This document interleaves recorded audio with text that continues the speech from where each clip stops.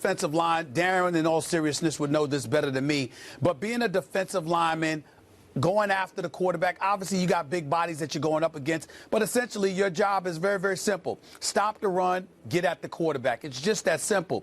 You're Gronk, you're running routes, you're catching passes, and more importantly, you're not able to protect yourself while trying to catch passes the way that a J.J. Watt is able to protect himself. I know J.J. Watt has had multiple surgeries. I know his back has been an issue, but Rob Gronkowski, he's had a plethora of injuries over the last few years. I mean, and you know, knees and, you know, just back, everything. I mean, collarbone, if I remember correctly.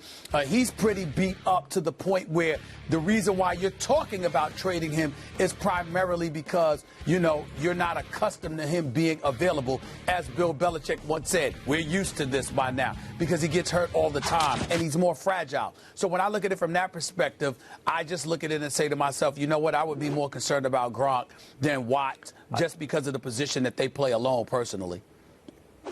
For exactly that reason, I think you're wrong. If for exactly the reason you bring up, the position they play, the answer is J.J. Watt. You should be more concerned about J.J. Watt. First of all, if you read the trade proposals, it's not just Watt for Gronk. It's Watt for Gronk and stuff. And that's not because the perception is Gronk is diminished, because Gronk is the best tight end in the game when he's on the field. It's that's how good Watt is. J.J. Watt is considered an MVP caliber player, and he plays defense, and they are rarely, defensive players are rarely given serious consideration for MVP in the league. But his prime is practically like Lawrence Taylor's. That's how dominant it's been, or Bruce Smith, all-time greats like that. The question is, how long can you keep that up, given the rigors of exactly what you brought up, Stephen A., that position? J.J. Watt, it's not like he's had digits and limbs operated on. He's had problems with his back, his groin, his core, all the central stuff that can debilitate a player.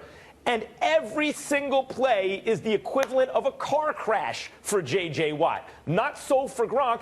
Even though Gronk plays very physically, there can be plays where he goes untouched. J.J. Watt, every single play is in an auto wreck. And given the way his core has been debilitated, the quality and length of his prime so far, which is already practically as good as it gets in terms of how long he's competed on that level, I would be more concerned if I were the team receiving J.J. Watt, particularly because I got to give up Gronk and stuff to get him. No.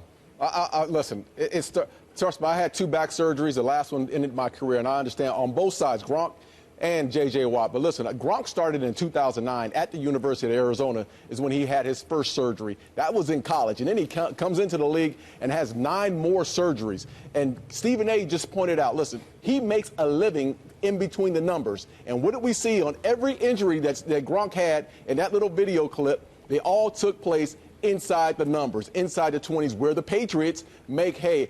That's where it is with Gronk. Gronk can't see the hits coming. It's one thing when you can see the hits coming and you know you have to lock down a tight end or on an offensive tackle as far as rushing them and you know exactly where the hit is coming. It's another thing when you don't see that safety. It's another thing when you don't see that linebacker coming. It's another one when you don't see the corner coming to you when you're running into cover 2. Gronk is a huge target, and at that size, at 6'7", 280 pounds or 270 pounds, it's a hard fall going down to the ground when you cannot see the hit coming. Gronk is a huge concern as far as where he goes as far as his injuries are concerned. Molly, there's only one problem that I have with Darren Woodson's synopsis there, and it is this. You just need to come out and flagrantly admit to the national audience that you completely agree with Stephen A. That's all you needed to say. I mean, you do understand that. I mean, you basically agree with everything that I say. So I just want you to admit that. I'm going over to Max. Max, I'm with you now, Max. And you don't mean it. You don't mean it. Your soliloquy shows that you don't mean it, and it's okay, Darren. It's all right. It's all right. The bottom line is Gronk, and listen, they're both on teams that would be trading from surplus. The fact that Clowney played so well in Watt's absence gives people the idea maybe they don't need Watt because that defense stayed maybe the best in the NFL even without Watt. And the fact that the Patriots just won the Super Bowl without Gronk. Listen, Bennett played really well. The fact that it's perceived that you'd be dealing from surplus, each team, and addressing the other's need, that's what's intriguing about the idea of that trade. But again, Gronk, when on the field, can still do damage. I wouldn't anticipate that he'd be on the field for the entire season, but he can still do damage. Watt, you've seen defensive players. I brought up LT. LT went from best player I ever saw with my own eyes through his prime to a nice player, but clearly not the kind of all-world impact player that we were accustomed to. The same thing could happen to Watt here. Absolutely, that's called Father Time. If you didn't know, Father Time it does play a big role in where you go. LT, great player. Father Time caught up to him, and it's no different from J.J. Watt. At some point, Father Time will catch up to him as well. The dynamic is exactly the same. I just feel in the end, Rob Gronkowski is a guy who has a huge target on his chest and can't see the hits coming. He's a guy that you really have to be concerned about as far as his history with injuries.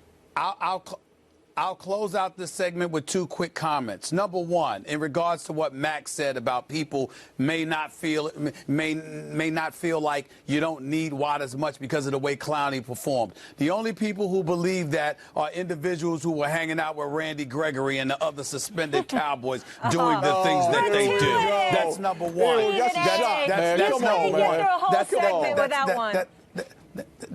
That's number Molly's one. going to deduct and the point for that. Number two, I want to sit up there and say, Darren Woodson, since you echoed the expertise of yours truly, you're welcomed on the show after all. You're welcomed on the show after all. Thanks, boss. We appreciate it. Darren, I'm so glad you're able to make time to get educated on football matters. It's good being with you, Molly. Yes, good That's to see right. you. Thank you. Coming up right. next, He Tom knows he Brady misses led